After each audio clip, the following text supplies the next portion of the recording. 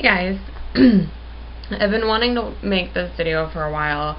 I just haven't really, I guess, had everything kind of organized, and it's still not really organized or written down, but I'm just gonna kind of talk about it. My subject today that I want to talk about is bullying and cyberbullying. There is one, well actually there's a few users. I think that his name is Kevin Cahill. There are a few users that I follow that just are always prone to cyberbully attacks, which I'll talk about a little bit later. But they are like Kevin Cahill, Nicole337, you know, there's a few, Katie the singer, she gets a lot that I was pointed to her page when I was on Nicole337's. But basically, they are people who have been dealt already a shitty hand in life, and they're people who either look different or are born with a disorder of some sort. And without fail, every time I go on one of their pages or one of their videos, I see somebody who is saying awful things. And it can be anything from "you're ugly" to "go kill yourself." And I have a lot of problems with both of those things. And people say that they harass certain users because they don't deserve to make videos, because they're not good at whatever they're doing, because Kevin Cahill can't sing, he just lip syncs, and all of this stuff. It's like, why are you so concerned what other people are doing for their happiness? It doesn't really matter what you think, because they want to do that. And I hate it when people say you suck at singing or you're bad at this, because there really are no set standards for what is good and what's bad. I mean, every single person in the world has different standards of what they like, and no one person is going to fit into everybody's standard of what they like. So for you to go out of your way and say to somebody, you can't sing, well, one, it hurts them, so why did you need to say that to them? And two, it doesn't really make sense, because everybody has different opinions. So just because you think they can't sing doesn't mean that 100,000 other people don't think that they can. And so that's very frustrating to me, because you can't say that somebody is good or bad at something that is subjective. It's ridiculous. And so if you are saying, well, that's my personal opinion, well, why did you need to go there and hurt somebody with it? It doesn't make sense. People ask me all the time, well, aren't there things that you hate, or don't you dislike things? Well, yeah, there's tons of things that I think are stupid, or that I don't like, or that I don't want to listen to. But the only difference is that I don't go out of my way to go and hurt somebody because of it. And I think that goes back to my idea of coexistence. I think that humans are capable of coexisting with each other, because we have to remember, again, that for every one opinion I have, somebody in the world believes the exact opposite. And that goes for every single belief that any of us have. So you can't just expect everybody to conform to your type of belief, because it's unrealistic and it doesn't make sense. The best that we can do as a society is to just live together and accept that people are going to do what makes them happy, and we can avoid the things that make us unhappy and go towards the things that make us do happy. That do make us happy. So some of the things that they say also are "you're ugly." And this, again, doesn't really make sense, because number one, there are thousands of variables to human genetics. So many, to what country you were born in, to what type of diseases run in your family, to what color your family is, to what color your parents were together. Say one is mixed, or one is black and one is white, so then you come up with these mixed genetics. And there are just so many different things that make up who we are that we can't control. So to say "you're ugly" is saying that there is one type of beautiful. And as I've explained, with the thousands, well, millions, trillions of different variables to human composition, we can't all be one type of beautiful. It's not possible. Not to mention the fact that society's idea of beautiful, with the very thin woman with the huge breasts and perfect teeth, perfect hair, perfect eyes, is not probable.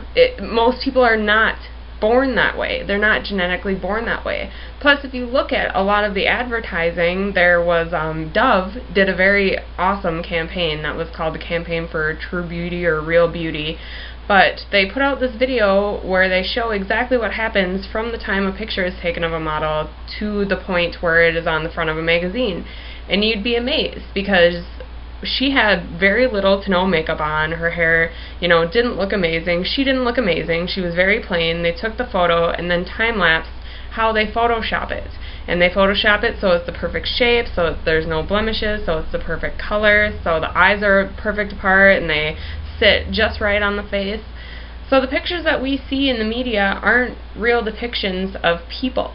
So why should you condemn somebody for not looking this way that we can't all look anyways scientifically?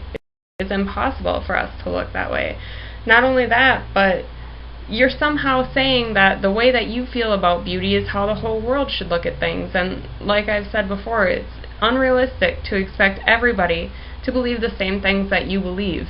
It's not ever going to happen. I'm sorry to tell you, but there are always going to be people that disagree with you, and that's just something that you need to learn how to deal with in a different way than seeking them out and hurting them for it. Another thing about that comment, "you're ugly," is don't you think that she would choose to look differently, or he would choose to look differently if they could?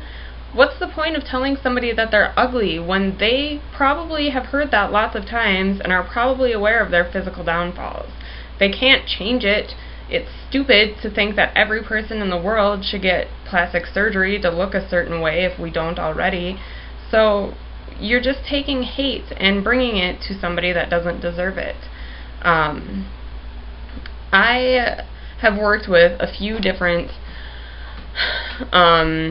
mental health disorders. I wouldn't even say a few. I'd say most mental health disorders. I've worked with a child or adult that has it.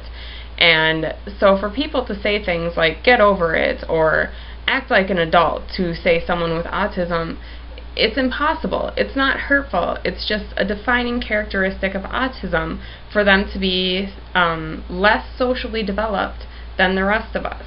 So you can't say to somebody with autism, "grow up" or "act like an adult," because they wouldn't be autistic if they could do that.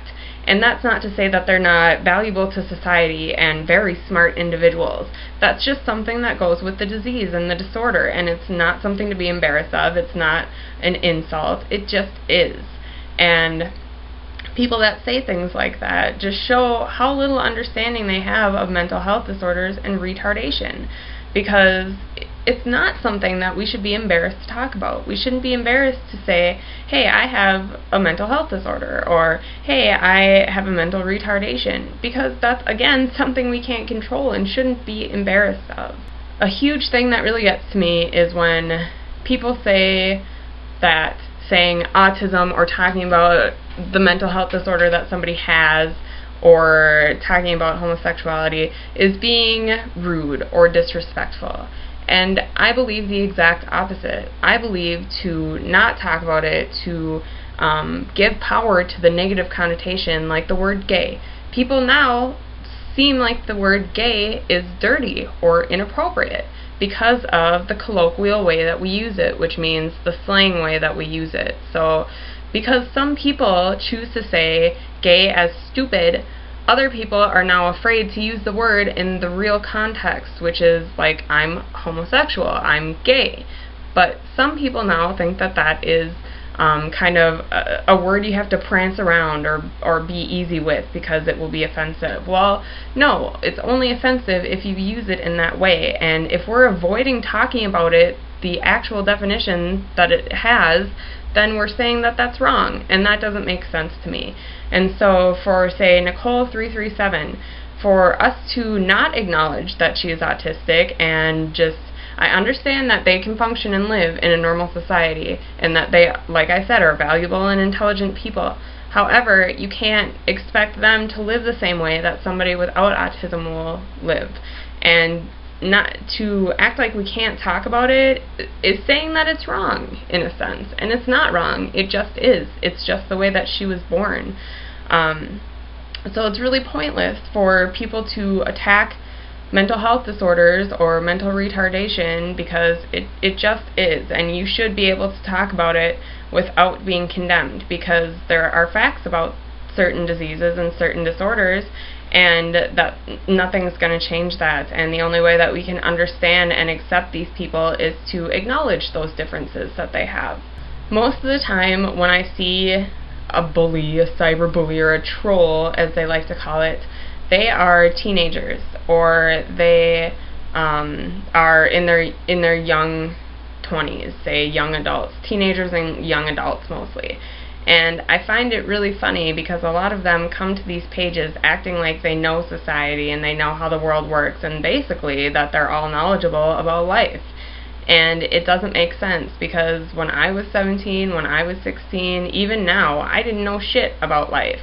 And so these kids, really, it seems like all they're doing is just kind of living at their parents' house. I've seen very, very few trolls that actually live on their own without their parents. And they go to these sites and say things like, you shouldn't spend your money on this shit, you shouldn't be doing this. Well, do you even really know what it means to have bills or to have financial responsibility? I'm guessing probably not, because if you did, you wouldn't be able to be wasting your time on YouTube complaining about these types of things. And I understand that I also spend time on YouTube, but I work and I make money and I PCA part-time and I do freelance writing and I do lots of things online that make me money. So I am well aware of what it's like to have to work for things that you earn. But these kids that are talking about money and how it doesn't deserve to be spent on certain individuals and how certain people don't deserve ads on YouTube, it doesn't make sense, because they're probably not even making or contributing money to our economy in the first place. And so they don't really know a good way to spend money. And really, why are they trying to control what other people spend their money on? It doesn't really matter as long as it's being used somehow in the economy. And giving, say, a YouTube partner money is actually helping the economy. So that argument just really has no basis to me, because people can do with their money whatever they want to.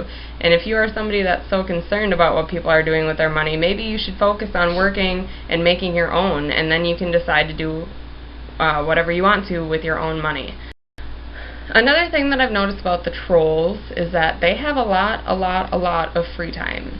And I have free time too, but the difference is that I use my free time for positive things, and this is various things, as in, spending time with my partner and our pets and being outside, seeing my friends, as well as working online, volunteering at the local thrift store, volunteering at the local food shelf.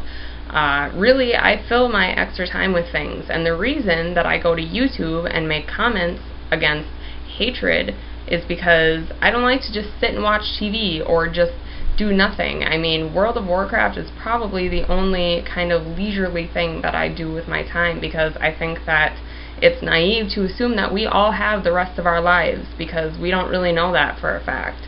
Life is fragile and can end at any point.